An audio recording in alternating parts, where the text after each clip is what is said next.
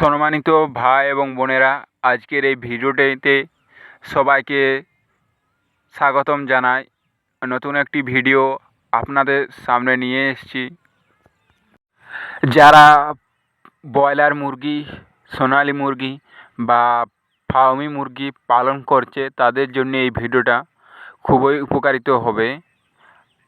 আজকে আমি এই ভিডিওটিতে মুরগিকে বা ব্রয়লার মুরগি পালনের সময় কি কি ওষুধের প্রয়োজন বা আপনার বাচ্চা একটুও মারা যাবে না ছোট থেকে বড় পর্যন্ত আমি কি ভ্যাকসিন ইউজ করি বা কি রকমের ওষুধ আমি ব্যবহার করি, এখানে সম্পূর্ণ এই ভিডিওটির মধ্যে রইল। আপনারা ভিডিওটি না টেনে সম্পূর্ণ ভিডিওটি দেখবেন এবং পাইটি বুঝবেন। আমি সম্পূর্ণ এই ভিডিওর মাধ্যমে আপনাদেরকে সব বলে দেব। কত দিনের মাথায় কোন ইঞ্জেকশন বা কোন ডোজটি আপনি ব্যবহার করবেন তা আজকের এই ভিডিওটিতে আমি জানাবো। চলুন ভিডিওটি শুরু করি। ব্রয়লার মুরগি পালনে এই ইঞ্জেকশনগুলো মেনে চলুন বা এই টিকাগুলো মেনে চলুন, আপনার একটিও পোলট্রি মারা যাবে না। প্রথমত রানীক্ষেত, এই রোগে অনেক মুরগি মারা যায়। তো আপনাকে 1 থেকে 5 দিন বা 5 দিনের মাথায় এই রানীক্ষেত টিকা বা ভ্যাকসিনটি ব্যবহার করতে হবে।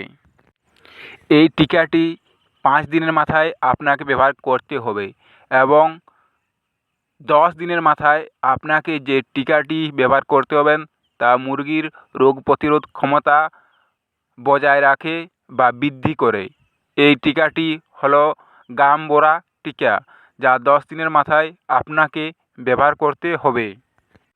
গামবোরা টিকা দেওয়ার পর আপনাকে 17 দিনের মাথায় গামবোরা বুস্টার অবশ্যই দিতে হবে। গামবোরা টিকা কিন্তু দিতে হবে, তারপর গামবোরা বুস্টার, না হলেও আপনার মুরগি আবার রোগে আক্রান্ত হতে পারে। 21 দিনের মাথায় আপনাকে রানীক্ষেত বুস্টার দিতে হবে। 10 দিনের মাথায় আপনাকে বলা হয়েছে রানীক্ষেত টিকা, আর এখানে বলা হচ্ছে রানীক্ষেত বুস্টার।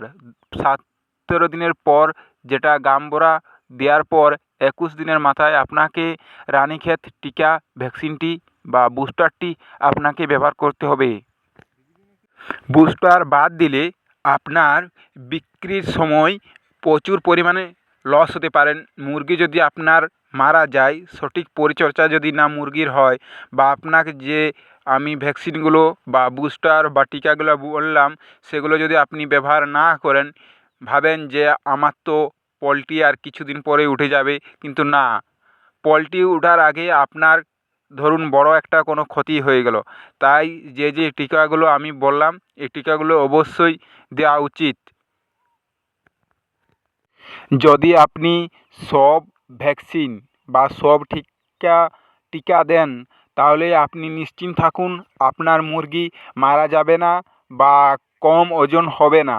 আপনি একটু সঠিক পরিচর্যা বা খাবার বা লিটারটা একটু হালকা নাড়াচাড়া করবেন। মুরগিকে বসে বসে খাবার দিবেন না, খাবার পাত্রটি একটু উপরে বাঁধবেন যাতে মুরগি দাঁড়িয়ে খাবার খেতে পারে। বা বসে যদি খায় মুরগি তাহলে প্যারালাইজড বা প্রতিবন্ধী হওয়ার চান্স বেশি থাকে।